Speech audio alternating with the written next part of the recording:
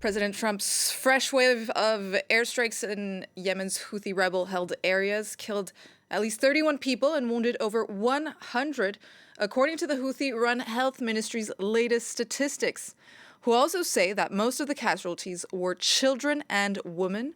This marks the biggest U.S. military operation in the Middle East since Trump took office, in response to Houthis threatening to resume attacks on Israeli vessels sailing off Yemen. A U.S. official said this was the beginning of airstrikes on Houthi targets that are expected to continue.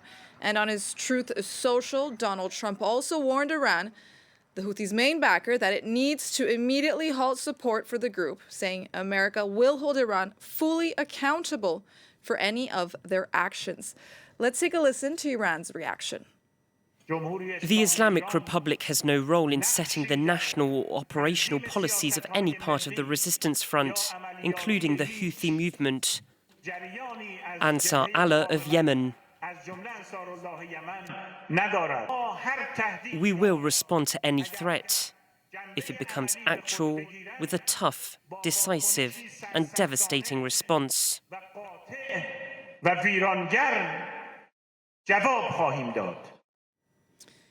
Earlier, we spoke to our Tehran correspondent, Saeed Azimi, who explained these strikes come days after Donald Trump wrote a letter to Iran's supreme leader, Ayatollah Khamenei.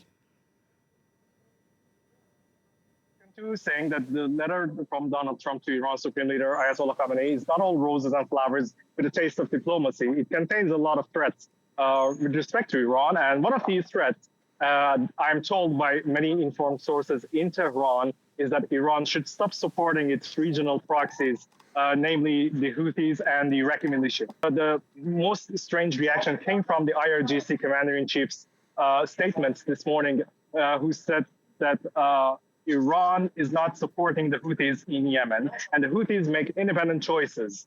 And this is a retreat in Iran, but it also says that the IRGC commander-in-chief also says that any threats against Iran which materializes will be met with a harsh, firm, and destructive response. So the IRGC is maintaining its position of threatening anyone who's trying to threaten Iran, but at the same time says that it is not backing Houthis in Yemen, and they are making independent choice.